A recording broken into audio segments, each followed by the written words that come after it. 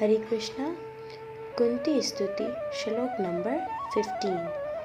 केचिदाहुरजं जातं पुण्यश्लोकस्य कीर्तये यदु प्रियस्यान्ववाये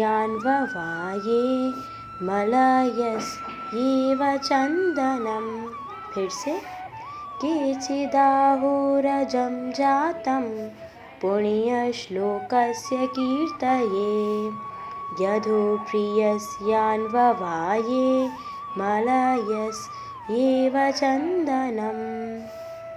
केचिदाहुरजम मतलब कि कोई कहता है अजम अजन्म, जातम उत्पन्न हुए हैं, पुण्य श्लोक से यानी कि महान पुण्य आत्मा राजा की, कीर्तये कीर्ति विस्तार करने के लिए, यदो प्रियस्यान ववाये यदो मतलब राजा यदु का, प्रियस्य प्रिय, अन्ववाये कुल में, मलयस्य मलय पर्वत का, इव सदृश, चंदनम यानी कि चंदन। तो इसकी ट्रांसलेशन देखते हैं। कुछ कहते हैं कि अजन्म का जन्म पुण्य आत्मा राजाओं की कीर्ति का विस्तार करने के लिए हुआ है, और कुछ कहते हैं कि आप अपने परम भक्त राजा यदु को प्रसन्न करने के लिए जन्मे हैं। आप उसके कुल में उसी प्रकार प्रकट हुए हैं जिस प्रकार मलय पर्वत में चंदन उत्पन्न होता है।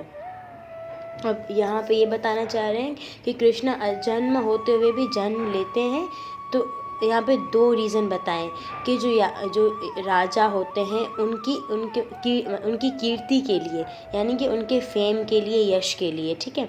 और दूसरा रीज़न ये बताया है कि वो जो ना अपने भक्त को प्रसन्न करने के लिए जन्मे हैं। और वो किस प्रकार जन्मे, तो उस चीज़ को जो ना एक एग्जाम्पल दिए उस डिस्क्राइब करने के लिए, उस चीज़ को, जैसे मलय पर्वत होता है, वहाँ पे सिर्फ जो चंदन होता है वो खाली मलय पर्वत पे ही उगता है और किधर नहीं उगता, ठीक है। तो ऐसे ही कृष्ण जो हैं अजन्म लेकिन जन्म लेते हैं दो रीजन्स के लिए, एक तो पुण्य आत्मा राजाओं की कीर्ति के लिए और अपने भक्तों को प्रसन्न करने के लिए। हरे कृष्णा।